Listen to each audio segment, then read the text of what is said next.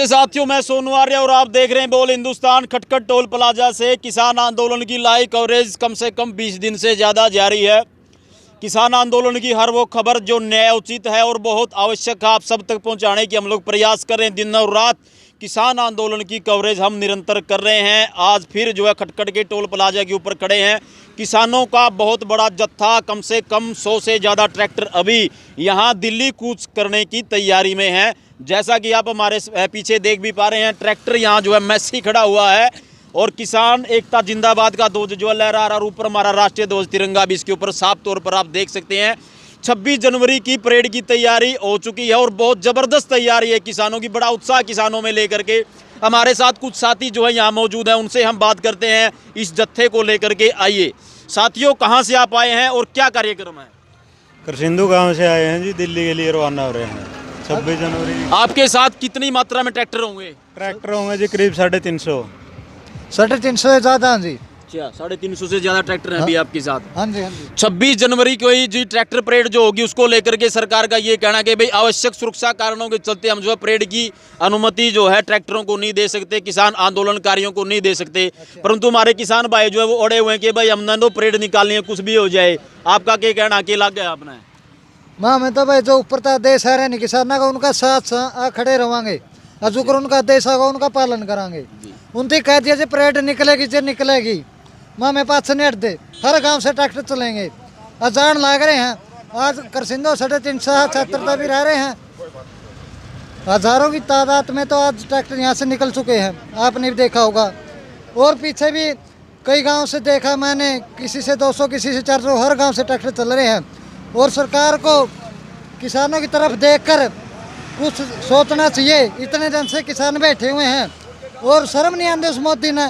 इतने दिन है गए हर रोज किसान से दो है, नू तो देखना चाहिए भाई उसका भी को माँ बाप है, उसका भी को माता है, बहन भी है, सारे इतने ज्यादा में दुखी हो रहे हैं। साथियों, हमारे साथ यहाँ की जो मुख्य जो कार्यकारिणी है उसके कुछ सदस्य यहाँ मौजूद हैं। आदरणीय विजेंद्र सिंह जी सिंधु, सतबीर पहलवान जी, खेड़ा खाप के जो प्रधान है वहाँ की कार्यकारिणी यहाँ इस समय उपस्थित हो चुकी है। और जो ये जत्था जो रवाना होगा दिल्ली की तरफ, इसको अभी तिरंगा झंडे की सलामी दे करके इस जत्थे को यहाँ से रवाना किया जाएगा। आइए वो सब यहाँ उपस्थित है, एक दो बात उनसे भी जो है इस आंदोलन को लेकर के पूछ लेते हैं। लगातार हम कवरेज कर रहे हैं इस जत्थे को लेकर के, उनका क्या कहना है ये भी साफ तौर पर हम उनसे पूछ लेते हैं। हाँ जी प्रधान जी, आपका जो है सबसे पहले तो चैनल के ऊपर स्वागत है। धन्यवाद। ये जो जत्था अभी हम देख पा रहे हैं लंबी मात्रा में लगातार हमारे यहाँ से जो है लगातार किसानों के जत्थे दिल्ली कूच की तरफ चल रहे हैं। हजारों की संख्या में ट्रैक्टर यहाँ से जा चुके हैं। आज जो ये जत्था जो रवाना होने जा रहा है, इसको जब अभी आप रवाना करेंगे, ये जत्था कहाँ से आया है और कहाँ इसका जाकर के पड़ाव डलेगा? ये करसिंधु गांव से आया है, हमारा करसिंधु गांव है और बड़ा सा ठंडा, बड़ा तगड़ा, मजबूत गांव है। किसानों के लिए तो और भी मजबूत। करीब ये हमारे सिंगान में आए हैं कि 400 के करीब ट्रैक्टर हैं। 400 ट्रैक्टर हैं, ये दिल्ली बॉर्डर पर जाएंगे और 26 जनवरी की परेड के लिए तैयारी करके आए हैं, वहाँ जाएंगे जी। हमारे साथ पीछे आप देख पा रहे हैं और भी कई जो है कार्यकारिणी के मुख्य सदस्य यहाँ उपस्थित है। आइए उनसे बात करते हैं। विजेंद्र सिंह जी सिंधु हमारे साथ मौजूद है, उनसे भी हम कुछ पूछते हैं। सिंधु सर, हम आपसे ये जानना चाहेंगे, कल हम जो है न्यूज़ चैनल देख रहे थे 24, उसके ऊपर जो है ये कहा जा रहा था साफ तौर पर कि जो सरकार ने 3 जो कानून जो पास किए हैं, राष्ट्रपति की मोहर उसके ऊपर लग चुकी है, किसी भी रूप में कानून तो वापस नहीं हो सकते, कुछ और रास्ता निकाला जा सकता है। वो क्या रास्ता अलग हो सकता है, आपको क्या लगता है?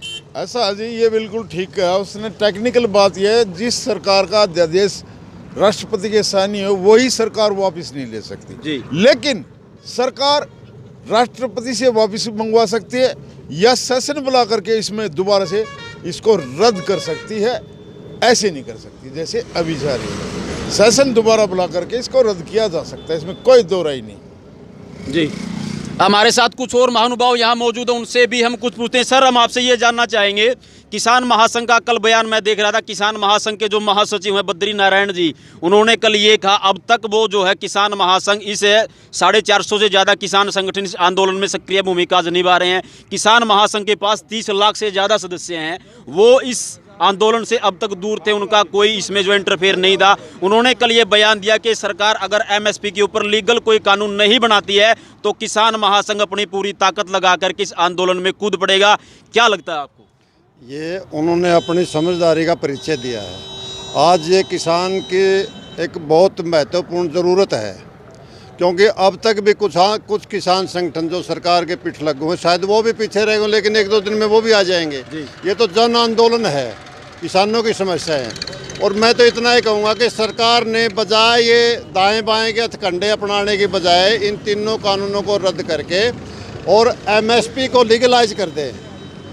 इसमें कुछ नहीं फर्क पड़ता, ये देश रहेगा, यही सरकार रहेगी, यही किसान रहेंगे। अठधर्मी छोड़े और किसानों की मांगों को माने, किसान अपना काम करे, सरकार अपना काम करे। मैं तो यही कहना चाहूँगा। जी, हमारे साथ यहाँ राजेंद्र प्रधान जी भी हैं, उनसे भी हम कुछ पूछते हैं। प्रधान जी, हम आपसे ये जानना चाहेंगे, कुछ राष्ट्र विरोधी शक्तियाँ जो असामाजिक जो तत्व है वो लगातार जो है भीड़ का फायदा उठाते रहते हैं, वो इस किसान आंदोलन को बदनाम करने, किसको तोड़ने का भरसक प्रयास आज कर रहे हैं, अपने गुंडे के भीतर घुसा रहे हैं और हमारे आंदोलन को बदनाम करने की साजिशें वो आज रच रहे हैं। आपको क्या लगता है, क्या किसानों को और ज़्यादा सचेत होने की आवश्यकता है? भाई सचेत तो हमने पहले दिखाई दे रहा है, क्योंकि तारीख पे तारीख और अब बगैर तारीख ही रवाना कर दिया हम। जैसे हमारे यहाँ पर ऐसे तत्वों को छोड़ना चाह रहे हैं वो, जो कि भवंडर रचने को चाह रहे हो। कुछ तत्व हमने अभी यहाँ पर भी खटखट टोटक से रवाना करे हैं, भगाए हैं वो।